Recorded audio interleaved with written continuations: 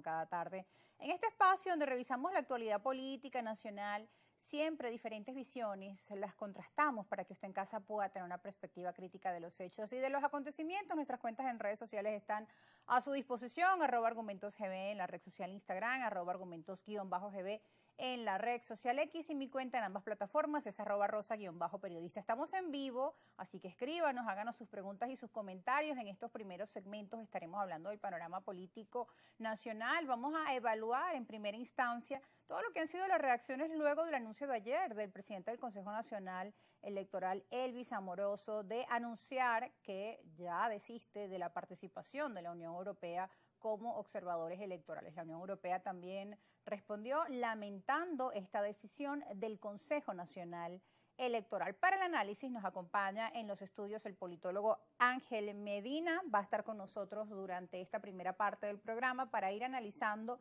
todo lo que se ha venido comentando en las últimas horas y desarrollando respecto al tema político electoral. Lo primero, el anuncio el día de ayer del presidente del CNE. La Unión Europea envió un comunicado de forma inmediata, lamentando la decisión y también exigiendo al CNE que revisaran su posición. El CNE responde que es una respuesta que no está acorde, ya que ellos solicitan que se levanten todas las sanciones. Todo esto está enmarcado en el acuerdo de Barbados. ¿Cómo podemos hacer una lectura de estos últimos acontecimientos, Ángel? Bueno, en principio, gracias Rosa por la invitación. Saludos a todos los que nos ven. Ángel. Gracias Primera por vez la que invitación. estás con nosotros. Mira, yo creo que lo que está pasando en este momento en términos electorales no es otra cosa que nuevamente colocar obstáculos a los ciudadanos para que puedan expresar su opinión política en términos reales, en términos propositivos y en términos, además, lo más competitivo posible. Y yo creo que la acción de ayer del Consejo Nacional Electoral es una acción que claramente limita esa capacidad de creer que esto es un escenario absolutamente competitivo. La revocatoria a la misión de observación electoral de la Unión Europea no abona, no ayuda, no colabora en crear lo que se firmó en Barbados, que fue un acuerdo, un marco de cooperación, de paz, de garantías electorales y sobre todo de ratificar la observación internacional. Es verdad que hay otras organizaciones que van a ser observadoras internacionales, observadoras electorales en este proceso, pero también es verdad que dentro de todas las organizaciones, una de las más importantes siempre ha sido la Unión Europea, no por la robustez, no solamente por la robustez de la presencia de la Unión Europea en la elección, sino porque lo que significa para el marco internacional la presencia de la Unión Europea en el proceso electoral. Eso no se va a dar. La argumentación, hablando de argumentos, que este es un programa de argumentos, creo que es un argumento por parte de Elvis Amoroso muy político, apela al neocolonialismo, apela a las sanciones, y la verdad que eso nunca estuvo planteado ni siquiera en el Acuerdo de Barbados. En el Acuerdo de Barbados nunca se sujetó la observación electoral a el desmantelamiento de todas las sanciones. No es así. Entonces, esto no ayuda. De hecho, la Unión Europea había anunciado el alivio o el retiro de las sanciones a Elvis Amoroso. Precisamente hace unos días para poder atrás lograr... que ellos los calificaron como una ofensa porque tenían que levantar todas las sanciones y no solo algunas puntuales. Claro, pero después la Unión Europea lo propio dijo, esto fue un gesto porque incluso el acuerdo que tenía que hacer la Unión Europea era con el Consejo Nacional Electoral. ¿Y quién representa el Consejo Nacional Electoral? Elvis Amoroso, por eso no debería tener sanciones.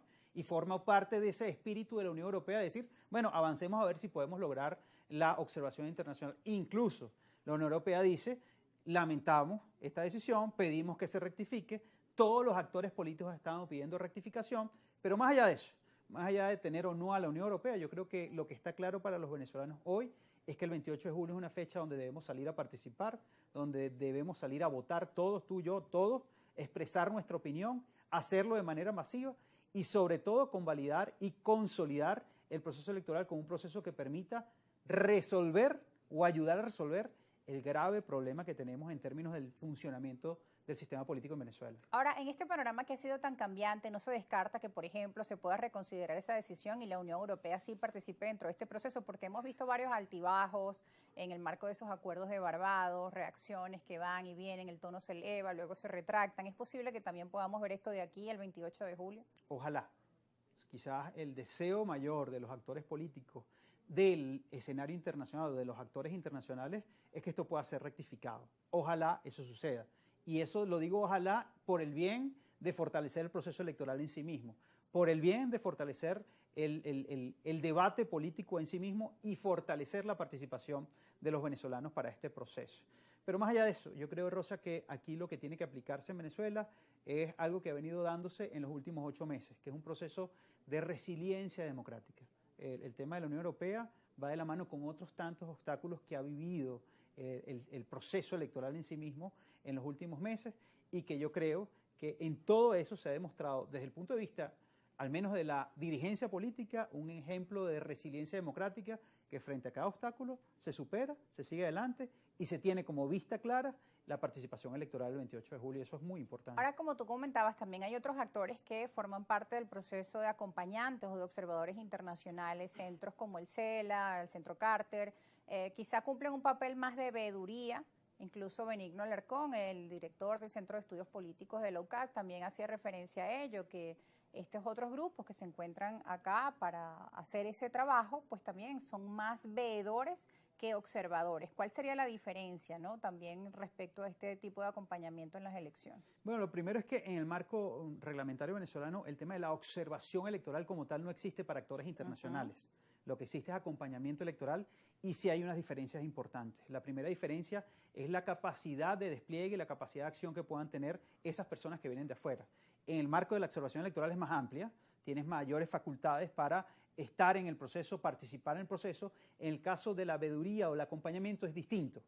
2, esto puede ser revocado en cualquier momento del proceso por parte del órgano electoral. En el caso de la observación electoral, cuando se determina, se da. Una vez que esas personas llegan, no puedes revocarlas. 3, hay una limitación muy importante que es distinto en la observación internacional que en el acompañamiento electoral. Una limitación muy clara en términos de expresar públicamente opiniones por parte de las personas que vienen, casi que está negado en el marco del acompañamiento electoral. Y en el caso de la misión de observación electoral es algo muy importante. Las misiones de observación electoral siempre generan un informe, y ese informe se hace público en sugerencias, en planteamientos, en diagnóstico de lo que sucedió. En el caso del acompañamiento internacional muchas veces son declaraciones y no informes, y quizás ahí hay algunas diferencias que son importantes, pero más allá de eso, mientras el mundo acompañe el proceso electoral del 28 de julio, es mejor.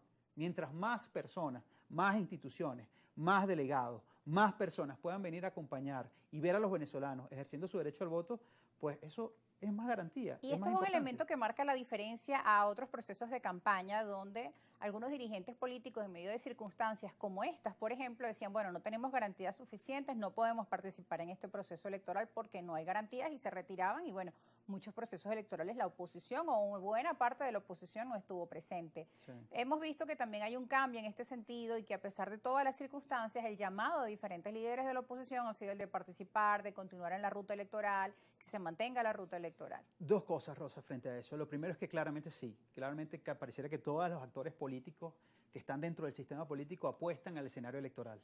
Ya ahí no apuestan a la abstención, no apuestan al boicot, apuestan al escenario electoral y apuestan a la participación de la gente, y eso es un paso muy importante. Pero 2, no solamente basta con apostar al escenario electoral, es que en sí mismo la naturaleza de las elecciones en Venezuela debe transformarse. ¿Por qué digo que debe transformarse? Como tantas otras cosas que tienen que transformarse en Venezuela. Porque en Venezuela los procesos electorales que hemos vivido ha sido una especie de, no de dirimir los conflictos entre las partes, sino de entender que el proceso electoral es aquella puerta que te permite que si tú ganas, buscas arrebatar la legitimidad, incluso la presencia del otro o la existencia del otro. Y eso ha pasado regularmente en Venezuela. Se va a la elección como una forma de acabar con el otro. Y lo que uno espera es que el 28 de julio sea una elección para resolver los problemas entre quienes tenemos diferencias políticas y reconstruir el sistema político. Tenemos que ir a una pausa, Ángel. Al regreso seguiremos conversando sobre este tema tan importante para nuestro país. Nuestra audiencia está muy atenta y las preguntas las pueden hacer a través de nuestras cuentas en redes sociales a nuestro primer invitado de esta tarde, el politólogo Ángel, que nos seguirá acompañando en el siguiente segmento, Ángel Medina. También sus cuentas en redes sociales van a aparecer ahí a pie de pantalla, y en nuestras cuentas, @AngelMedinaD es su cuenta en las redes sociales, para que también lo sigan y al regreso puedan también interactuar con nosotros haciendo sus preguntas.